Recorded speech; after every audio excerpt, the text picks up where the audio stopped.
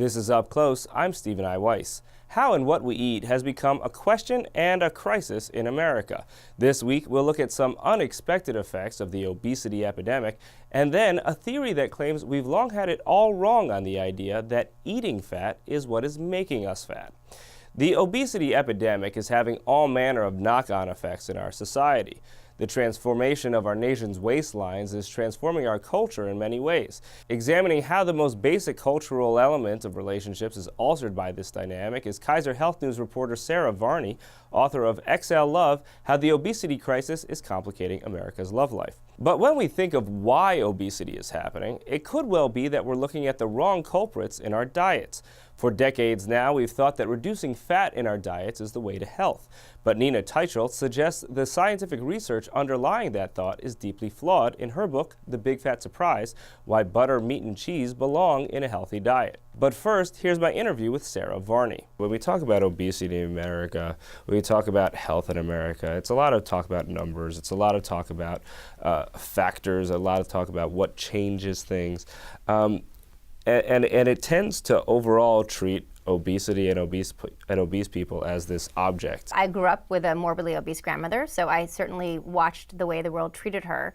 And I was very aware that, when she was gaining weight, that people would say, well, she just needs to lose weight. Well, the reality was that when her son was killed in Vietnam, she started eating. So just telling somebody like that to stop eating or to start losing weight is just not going to help them.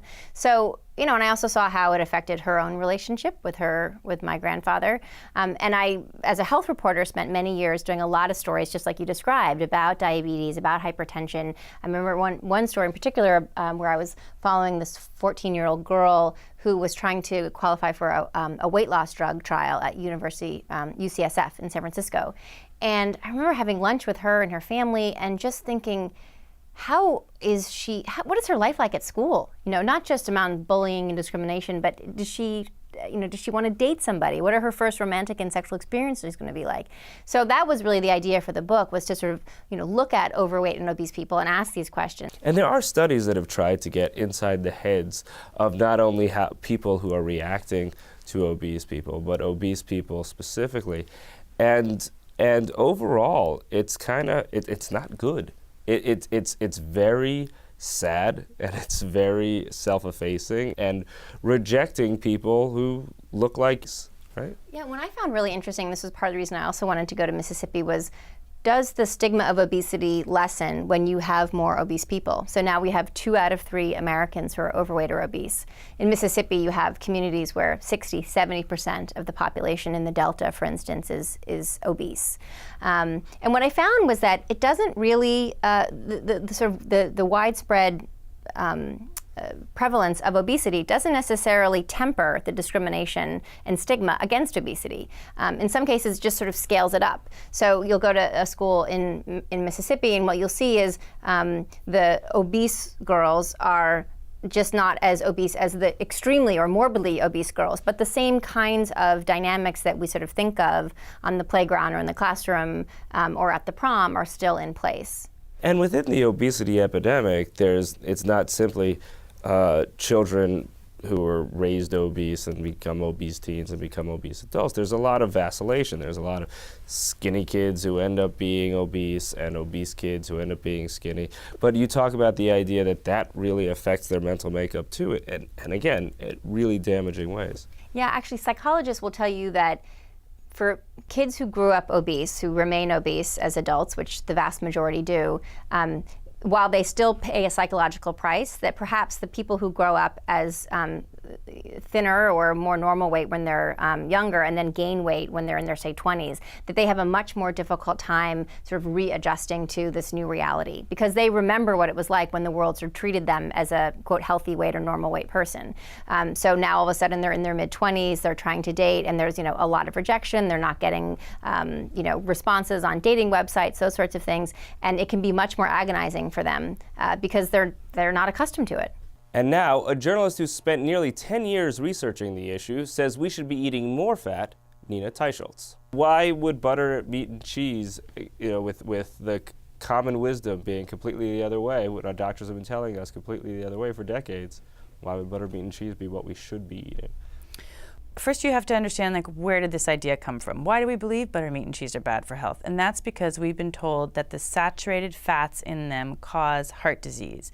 That idea goes back to the 1950s when the Americans were experiencing this sudden epidemic in heart disease. It had risen from out of nowhere to be the #1 leading cause of death. And there was one scientist who proposed that it was saturated fats that was causing heart disease. Saturated fats would clog your arteries, raise your cholesterol, and give you a heart attack. The science was never strong to begin with. I mean, one of the things I do in my book, which took 9 years of investigation, is go back and look at all that early science. And much of it was what we call, epidemiological studies that show association but not causation. And this theory just got rolling in a major way, and it's a really unbelievable story about how it persevered for so long. One of the things that you reveal that's unquestionably the case is how much we can come to rely on earlier authorities and then build on earlier authorities without ever really investigating whether they had it right in the first place. It's a sort of disturbing story because you want to believe that our authorities are getting the science right. But it was true in this case that this theory became the favored theory, and there was... Which is the theory that saturated fats cause heart disease. That saturated fats cause heart disease. There were other competing theories. There was actually somebody suggesting that sugar causes heart disease in the 1970s. But there's a whole combination of factors. There was a serious bias that set in. There was a selection of some studies that proved this theory, and a complete sort of blinding of the eye towards a lot of data, considerable amount of data that did not support this idea.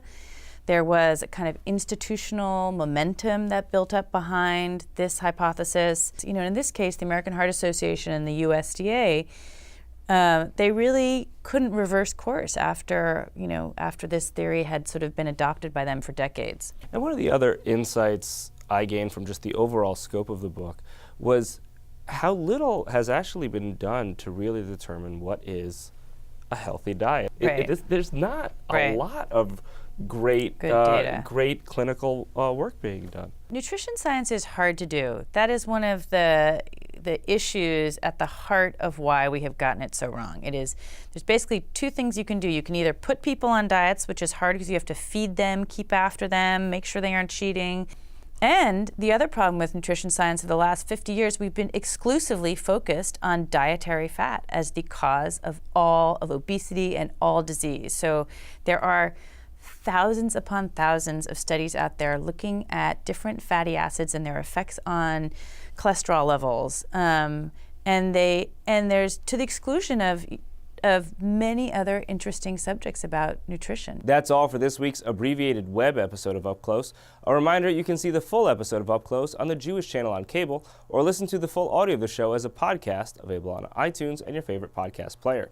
The Jewish Channel is available on cable: Time Warner Cable Channel 1640, IOPTM Channel 505, RCN Channel 268, Cox Cable Channel 1, Bright House Channel 330, Verizon Fios Channel 900, and on Comcast on the on-demand menu on premium channels. For more information, visit tjctv.com.